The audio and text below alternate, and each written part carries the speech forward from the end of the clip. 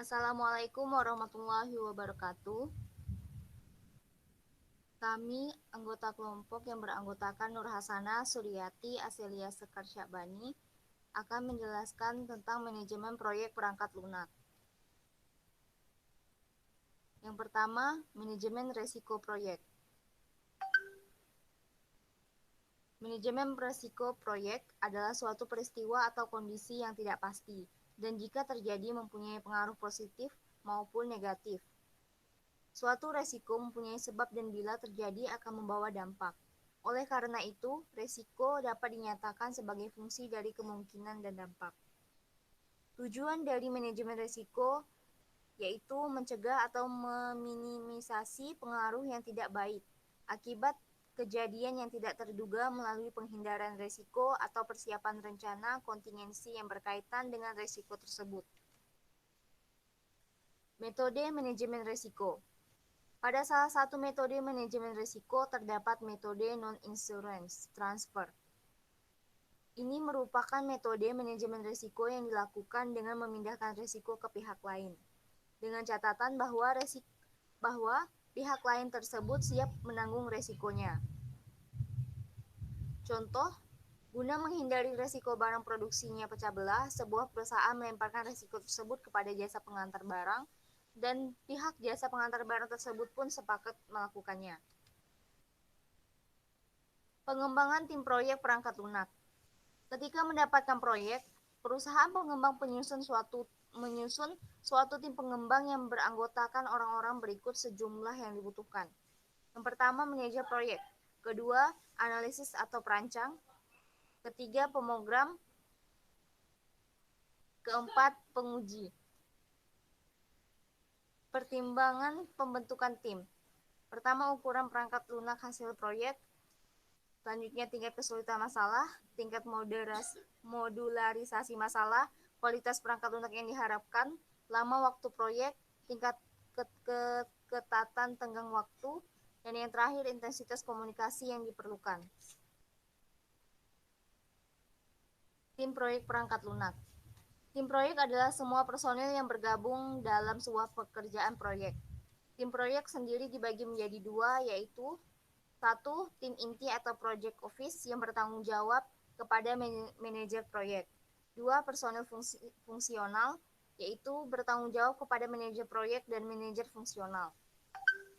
Tim proyek berkedudukan di dua tempat, yaitu kantor pusat, pekerjaan pendahuluan atau perencanaan seperti jadwal, anggaran, desain, rekayasa, dan kegiatan processing.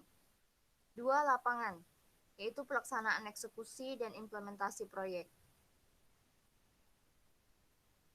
Peran-peran manajer proyek. Yang pertama, integrator, yaitu sebagai pihak utama dalam proyek. Kedua, komunikator, yaitu mengolah, menyaring, dan menginformasikan informasi kepada stakeholder.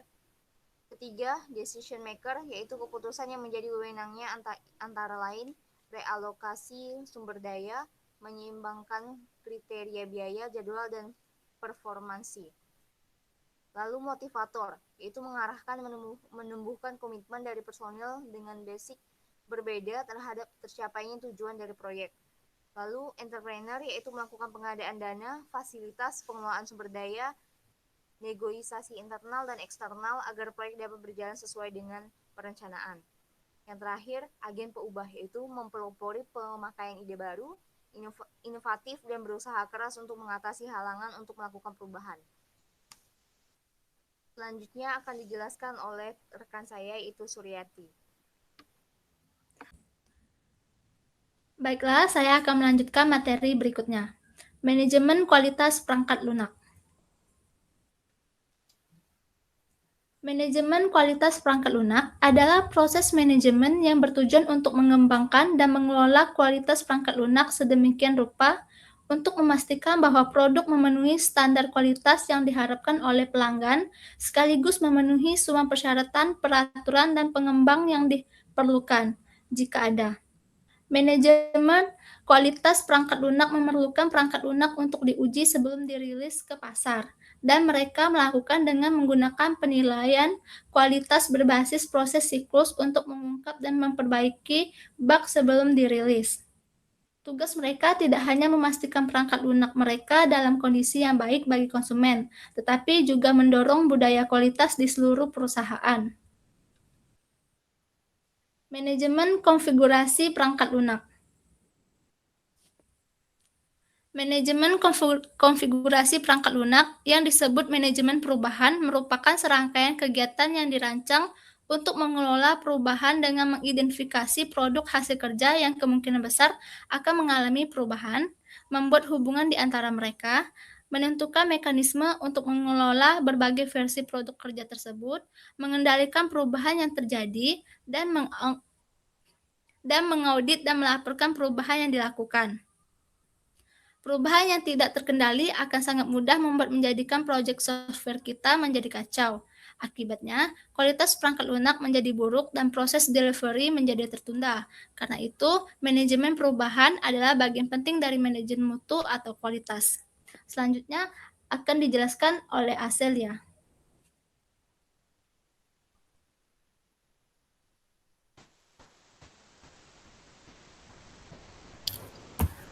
Jakarta Smart City. Aplikasi yang dikembangkan Smart City Jakarta yaitu 1.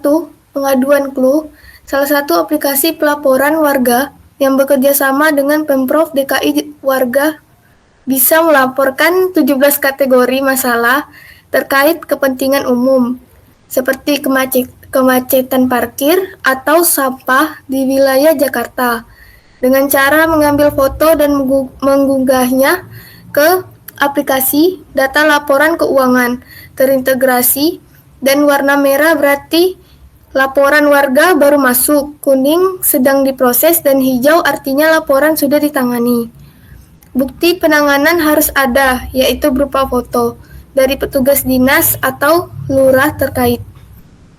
Integrasi CCTV, warga juga dapat mengakses lebih dari 7.500 secara real-time yang terletak di berbagai lokasi kantor pemerintahan, jalan utama, dan sebagainya. Selain dari keamanan, berfungsi juga untuk memantau banjir. Kemudian ada info harga tanah. Kita bisa melihat harga tanah langsung dari portal Jakarta Smart City. Jakarta Smart City bekerja dengan BPN Provinsi Jakarta untuk mengintegrasikan data survei harga pasar tanah, memulai info zona nilai tanah semakin merah, warna daerah tersebut semakin tinggi nilai harga tanah. Daerah dengan warna kuning memiliki harga yang lebih rendah. Informasi ini dapat dimanfaatkan warga untuk kepentingan berinvestasi dan pengembangan properti.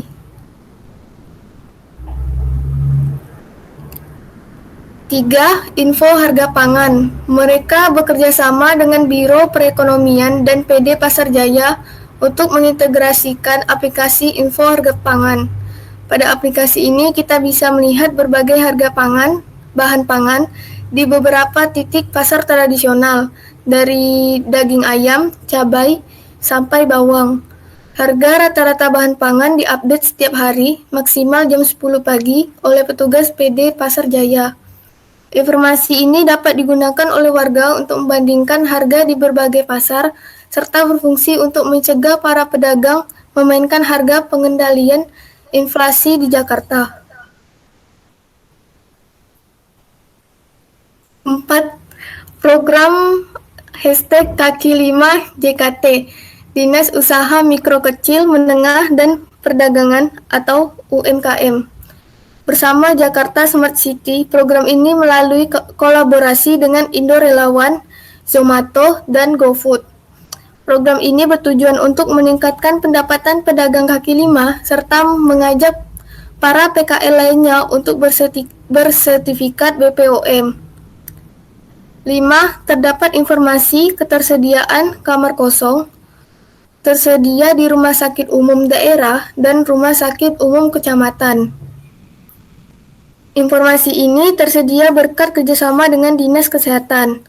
Selain menyediakan informasi untuk warga, data tersebut juga bisa digunakan oleh puskesmas untuk membuat rujukan pasien BPJS.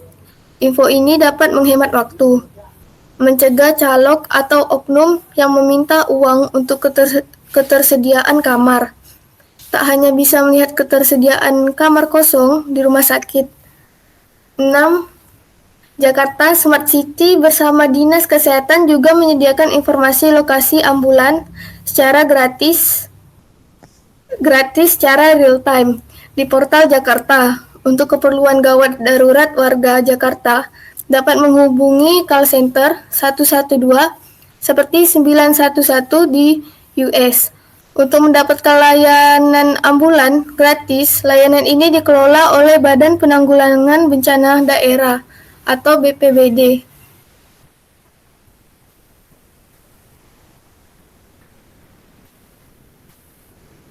Memastikan perangkat lunak yang dikembangkan akan digunakan oleh masyarakat atau pemerintah. Sebelum memulai program Smart City, pastikan pemerintah dan masyarakat siap untuk menghadapi perubahan yang mungkin terjadi. Berkat kemajuan teknologi, pembekalan masyarakat dan pemerintah mengenai Smart City menjadi lebih cepat. Misalnya, dengan cara mensosialisasikan kemungkinan kondisi masa depan suatu kota. Media sosial dirasa paling ampuh dan terjangkau karena ada sekitar 81 juta orang pengguna dan masih terus bertambah hingga 103 juta pengguna pada tahun 2023 nanti. Setelah pemerintah dan masyarakat terbiasa dan lebih terbantu dengan transformasi digital dan penggunaan sistem informasi dalam kehidupan sehari-hari, artinya mereka siap untuk menyambut Smart City dan menggunakan perangkat lunak mereka. Dengan simulasi sederhana seperti antrian online dan pengaduan masyarakat online, pemerintah bisa mulai membuat rencana 10 tahun ke depan dan membuat skala prioritas. Tim yang terdapat pada Smart City Jakarta yaitu Data Engineer, Data Analyst, Mobile Programmer, Field Officer, Administrator. Sekian presentasi dari kami, kurang lebihnya mohon maaf. Assalamualaikum warahmatullahi wabarakatuh.